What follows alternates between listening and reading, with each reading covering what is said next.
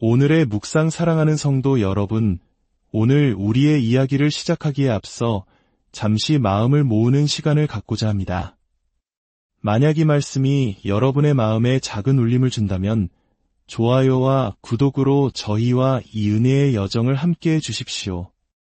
여러분의 소중한 참여는 이 메시지가 더욱 필요한 영혼들에게 흘러가는 귀한 축복의 통로가 될 것입니다. 주님의 이름으로 여러분의 삶에 평안이 가득하기를 축복합니다. 혹시 오랫동안 간절히 기도해왔지만 아무런 응답도 받지 못한 채 애타는 마음으로 기다려 본 경험이 있으십니까? 저는 굳이 여러분께 이 질문을 던지지 않겠습니다. 왜냐하면 우리 모두에게 그런 경험이 있다는 것을 잘 알기 때문입니다. 우리 삶에서 가장 절박하고 중요한 문제, 온 세상이 그 문제 하나에 달려있는 것처럼 느껴지는 순간 우리는 하나님 앞에 나아갑니다. 그리고 마치 하늘의 문을 두드리듯 반복하고 또 반복하며 같은 기도를 쏟아냅니다. 하지만 시간이 흐르면서 우리는 지쳐갑니다. 똑같은 문제로 기도하고 똑같은 것을 구하는 일에 녹초가 되어버립니다. 그러다 문득 예전만큼 그 문제를 위해 기도하지 않고 있는 자신을 발견하게 됩니다. 그러면 이번에는 죄책감이 밀려옵니다. 이렇게 중요한 문제인데 내가 기도를 멈추다니. 그래서 우리는 다시 기도하기 시작합니다. 그런데 이제는 그 중요한 문제를 위해 기도하지 않았던 자신에 대한 죄책감을 놓고 기도합니다. 마침내 다시 그 원래의 문제로 돌아가 기도를 이어가지만 마음 한구석에서는 이런 의문이 고개를 듭니다. 이번에는 과연 무엇이 달라질까? 우리가 살아가는 이 시대의 문화는 모든 것이 빠르고 즉각적으로 이루어져야 한다고 속삭입니다.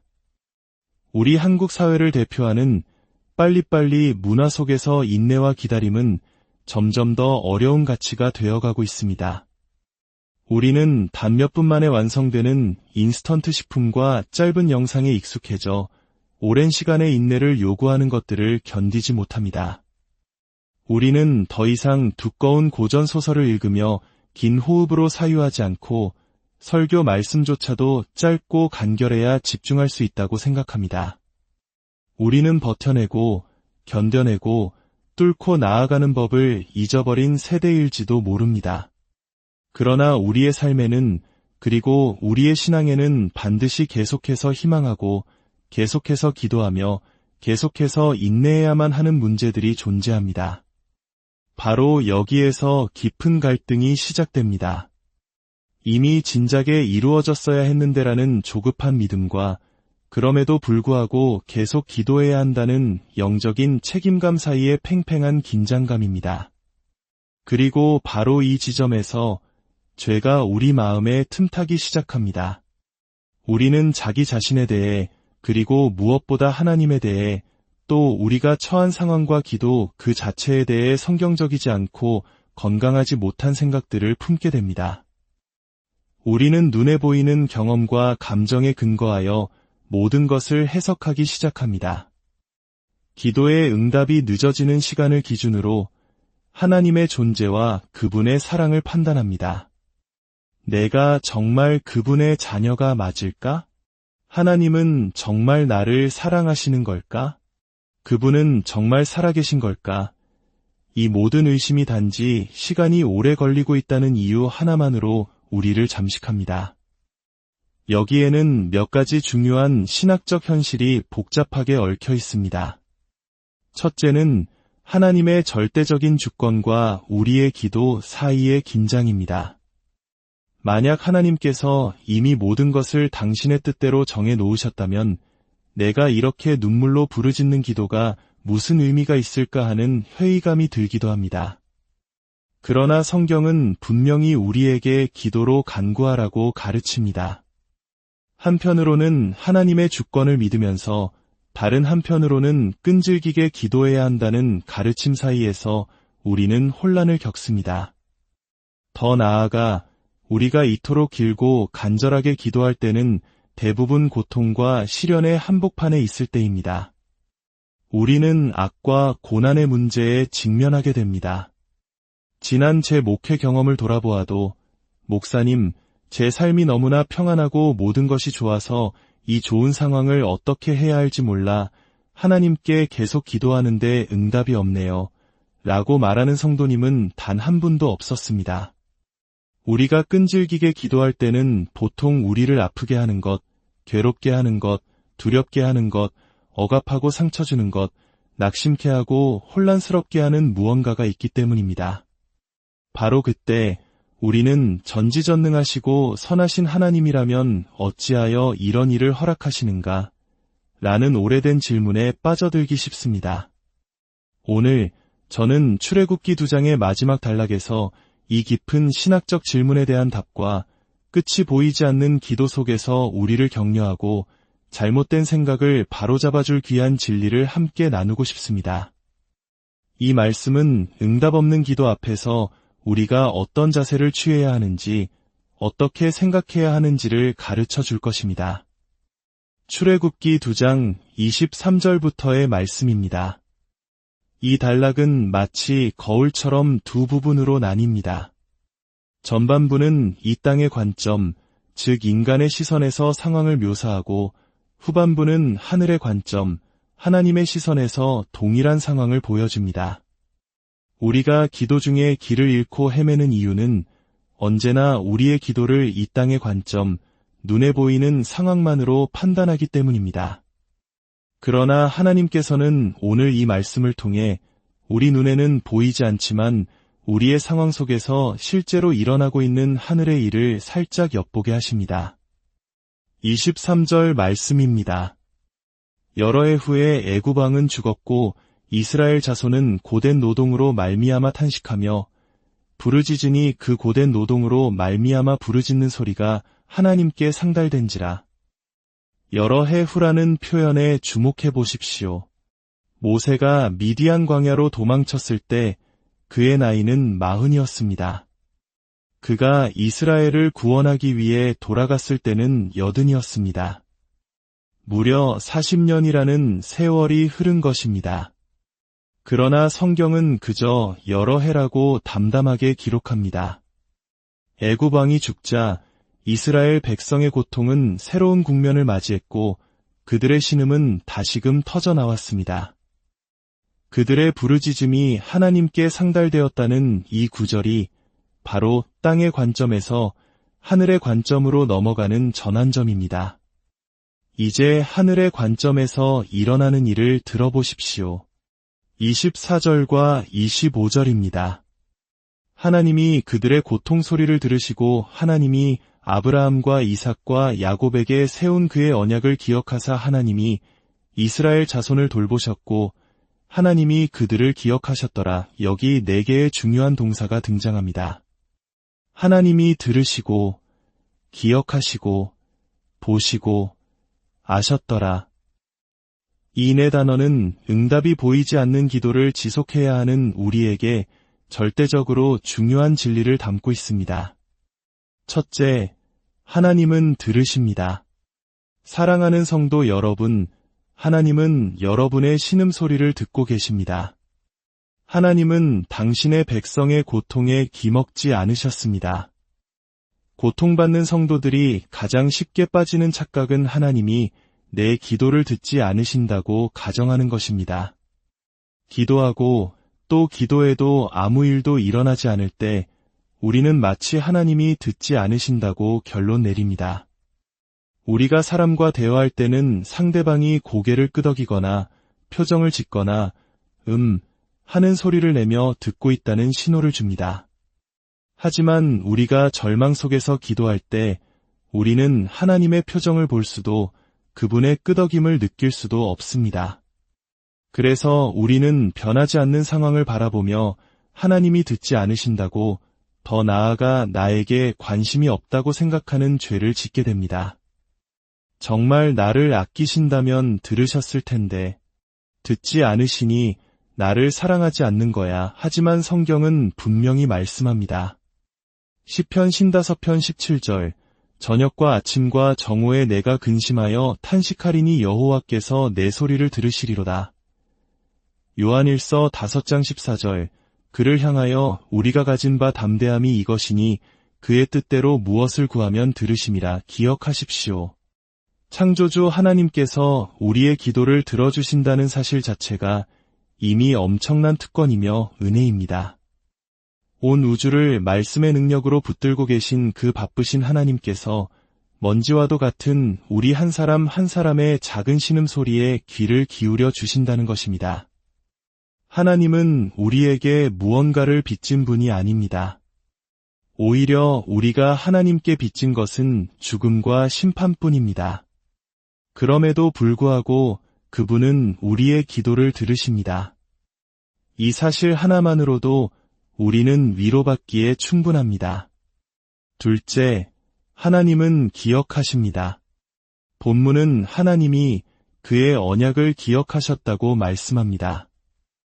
아브라함과 이삭과 야곱에게 세우신 언약 말입니다. 이것은 매우 중요합니다. 하나님은 이스라엘 백성이 착하고 위로워서가 아니라 그분의 신실하신 언약 때문에 그들을 기억하셨습니다. 우리도 마찬가지입니다. 우리는 종종 우리의 선행이나 종교적 열심을 근거로 하나님께 무언가를 요구하려 합니다. 하나님, 제가 주일 성수도 잘하고 11조도 드리고 다른 사람들처럼 나쁜 짓도 안 하는데 왜 제 기도를 안 들어주십니까? 라고 항변합니다. 우리는 마치 하나님이 우리에게 빚을 졌다고 착각합니다. 그러나 예수님조차도 겟세마네 동산에서 나의 원대로 마시옵고 아버지의 원대로 하옵소서라고 기도하셨습니다. 하나님은 당신의 자녀인 우리의 기도를 들으시되 당신의 선하신 뜻과 온전한 구속의 계획 안에서 응답하십니다. 우리는 지금 당장 무엇이 최선인지 다 알지 못합니다. 그러나 하나님은 모든 것을 아시고 당신의 영광을 위해 모든 것을 합력하여 선을 이루십니다. 수년이 지난 후에야 그때 하나님이 내 기도를 들어주지 않으신 것이 정말 큰 은혜였구나라고 고백하게 되는 일이 얼마나 많습니까? 셋째, 하나님은 보십니다. 이것은 가장 뜨거운 질문을 던집니다. 하나님께서 이 모든 고통을 보고 계시면서 어떻게 아무것도 하지 않으실 수 있는가? 우리 민족이 겪었던 혹독한 시련의 시간들을 떠올려 보십시오. 일제강점기의 수탈과 육, 25 전쟁의 폐허 속에서 수많은 사람들이 부르짖었습니다. 그때 하나님은 어디에 계셨을까요? 그분은 보고 계셨습니다. 하나님이 보고 계셨다는 사실이 위로가 될까요? 만약 그 끔찍한 일이 일어났을 때 하나님이 보고 계시지 않았다면 그것은 그분이 주권자가 아니며 모든 것을 통제하지 못하신다는 의미이기 때문입니다. 그렇다면 우리에게는 아무런 희망도 없습니다. 그러나 하나님이 보고 계셨다는 것은 그 끔찍한 고통조차도 그분의 통제 아래에 있으며 그분은 결국 그 모든 것을 통해 당신의 선한 뜻을 이루실 능력이 있다는 가장 확실한 보증이 됩니다.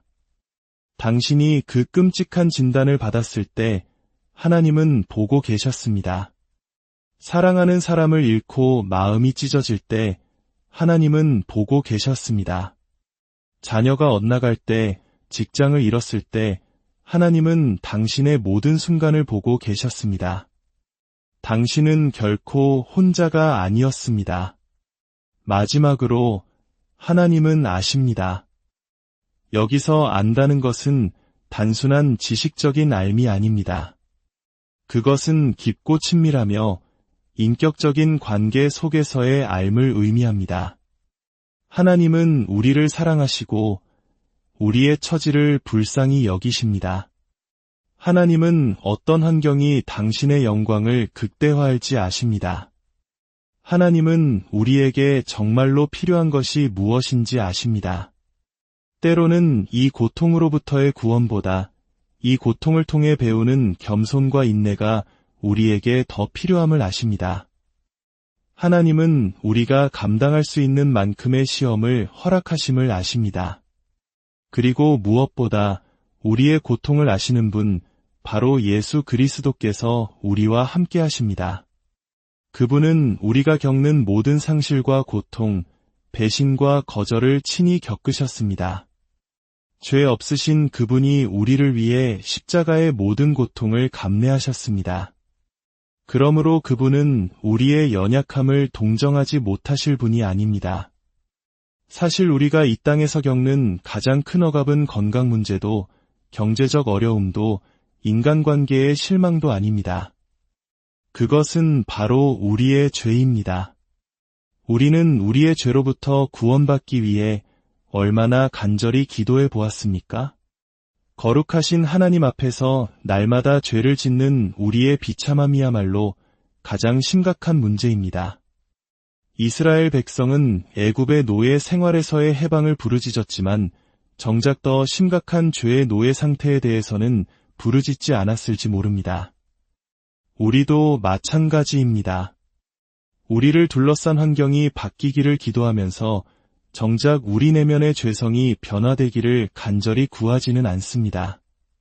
사랑하는 성도 여러분, 오늘 우리의 기도를 새롭게 합시다. 하나님, 너무 오랫동안 기도했지만 상황은 변하지 않아 낙심이 됩니다. 하지만 제 기도를 듣고 계심에 감사합니다. 이 사실 하나만으로 만족하는 은혜를 주옵소서. 당신의 신실한 언약을 기억하시고 모든 것을 합력하여 선을 이루실 것을 믿습니다. 제 모든 고통을 보고 계시며 제 아픔을 친밀하게 아시는 주님, 이 고통을 낭비하지 마시고 이 고난을 통해 저를 더욱 예수님을 닮게 하소서. 이 고통을 통해 저를 더 겸손하게, 더 주님만 의지하게 하소서. 이 고통이 세상의 것들을 내려놓고 영원을 소망하게 하는 도구가 되게 하소서. 제 교만을 깨뜨리시고 저를 그리스도와 같이 빚어 주옵소서. 이것이야말로 하나님께서 언제나 긍정적으로 응답하실 기도입니다. 우리의 소망, 우리의 구원자, 우리의 응답은 오직 예수 그리스도이십니다. 십자가를 붙들고 그리스도께로 피하십시오. 그분 안에 참된 위로와 영원한 생명이 있습니다. 기도하겠습니다. 들으시고 기억하시며 보시고 아시는 하나님 아버지, 우리의 고통과 슬픔, 교만과 이기심 가운데 주님 앞에 엎드립니다. 주님께서 친히 우리의 구원자가 되어주시고 환경의 변화보다 거룩함과 위로움을 향해 부르짖는 마음을 주옵소서. 당신의 손길이 보이지 않을 때에도 당신의 선하심을 신뢰하게 하시고 다른 이의 죄보다 우리 자신의 죄에 민감하게 하시며 우리를 그리스도의 형상으로 빚어 주시옵소서. 이 모든 말씀 우리를 구원하신 예수 그리스도의 이름으로 기도드립니다.